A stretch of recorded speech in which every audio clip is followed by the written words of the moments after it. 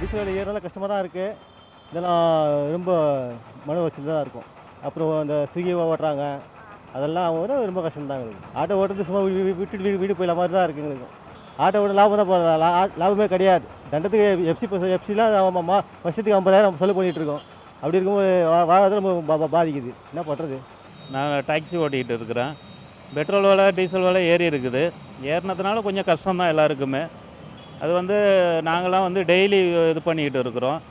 அதனால் வந்து எங்களுக்கு கொஞ்சம் வாழ்வாதாரம் கொஞ்சம் இதாக தான் இருக்குது. நான் டாட்டா மேஜிக் ஓட்டுறேன். எங்களுக்கும் கொஞ்சம் கஷ்டமாக தான் இருக்குது.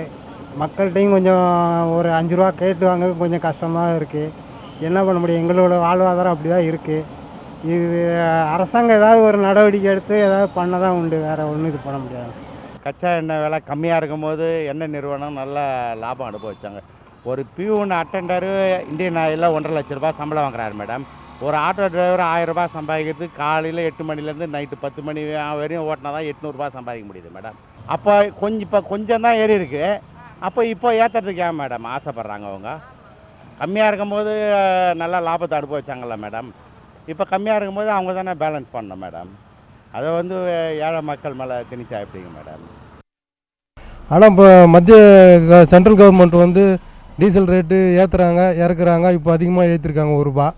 நாங்கள் இதெல்லாம் எங்களுக்கு வாழ்வாதாரம் வந்து ரொம்ப பாதிக்கப்படுது. ஏற்கனவே 4 ரூபா கம்மியாக இருந்தது, இப்போது அதிகமாக ஏற்றிருக்காங்க. அந்த 1 ரூபா ரேட்டு ஏற்றுனது கூட எங்களுக்கு ரொம்ப வாழ்வாதாரம் பாதிக்கப்படுது. இதனால் அனைத்து மிடில் கிளாஸ் ஃபேமிலி வாகன ஓட்டுநர்களும் ரொம்ப கஷ்டப்படுறாங்க. ரொம்ப பாதிப்பு சார். இப்போ பெட்ரோல் விலை ஏறுறதுனால காய்கறி விலை ஏறும், அன்றாட வாழ்க்கையோட இது எல்லாமே ஏறும். எல்லாருக்கும் ஏகப்பட்ட ப்ராப்ளம் இருக்குது. அது ஏன் தான் கவர்மெண்ட் ஏற்றிக்கிட்டே போகுதுன்னு தெரியல. பெட்ரோல் விலை மிக கடுமையாக ஏறிக்கொண்டே இருக்கிறது. ஒவ்வொரு நாளுக்கும் ஒவ்வொரு விலை ஏறிக்கொண்டே இருக்குது. இதனால் வாழ்வாதாரம் மிகவும் பாதிக்கப்பட்டு உள்ளது. ஏழை எளிய மக்களுக்கு, தினக்கூலி உள்ளவங்களுக்கு இதனால் வந்து ரொம்ப கஷ்டப்பட்டு தான் இருக்கிறாங்க. தவிர அதை விட வந்து சென்ட்ரல் கவர்மெண்ட் இது மாதிரி ஒரு மட்டமான ஒரு விளையாட்டத்தை வந்து கொடுத்துட்டே இருக்குது. இப்போது திடீர்னு வந்து பெட்ரோல் போடுறேன் பார்த்தீங்கன்னா ரேட் ஏறிடுது. அன்றைக்கி வந்து 103 ரூபானாங்க, இன்றைக்கி 104 ரூபா 45 பைசான்றாங்க. ஒரு 4-5 நாளுக்குள்ளே இப்படி 1 ரூபா 50 பைசா 2 ரூபா 3 ரூபா ஏற்றிட்டிங்கன்னா சாமானிய மக்கள் என்ன பண்ணுவாங்க?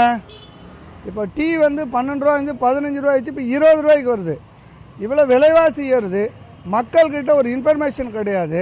ராத்திரியாக ஏற்றுறீங்க. ஏன் மக்களுக்கு சொல்ல மாட்டீங்க? மக்களுக்கு ஏன் தெளிவுபடுத்த மாட்டீங்க?